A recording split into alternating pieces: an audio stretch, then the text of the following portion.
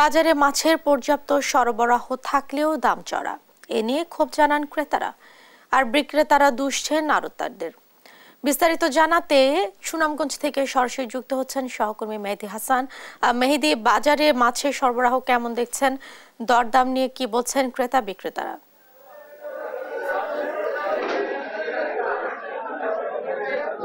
Jessica, আপনি জানেন যে সুনামগঞ্জ হাওর দূষিত এলাকা।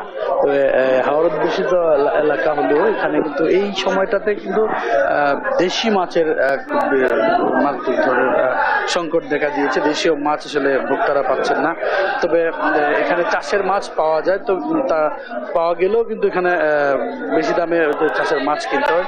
আমি এই মুহূর্তে আছি সুনামগঞ্জের পৌর শহরের একটি পাইকারি বাজারে। এখানে আজকে পাঙ্গাস এবং তেলাপিয়া মাছ বিক্রি হচ্ছে 160 থেকে 180 টাকা, কিন্তু এই মাছে আবার খুচরা বাজারে বিক্রি হচ্ছে 200 টাকা কেজি, এবং রুই, কাতলা, ঘাসকাপ, কার্ফিউ মাছ এখানে বিক্রি হচ্ছে 250 থেকে 270 টাকা কেজি।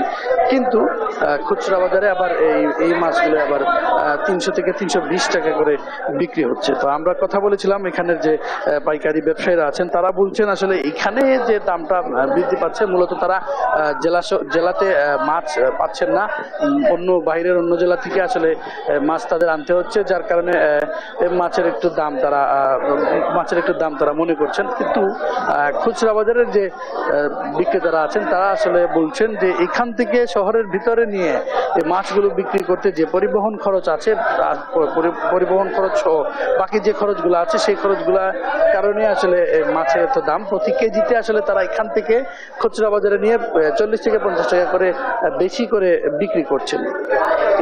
এবং আমরা বলেছিলাম ক্রেতাদের সাথে, তারা বলছেন আসলে প্রশাসনের বাজার মনিটরিং আরো বৃদ্ধি করা হয় তাহলে এই যে চড়া দাম তা আসলে নিয়ন্ত্রণ করা যাবে।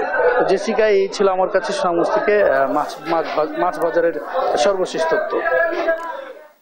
মেহেদী, আপনাকে ধন্যবাদ। দর্শক, মাছের দরদাম সম্পর্কে জানাচ্ছিলেন সহকর্মী মেহেদী হাসান।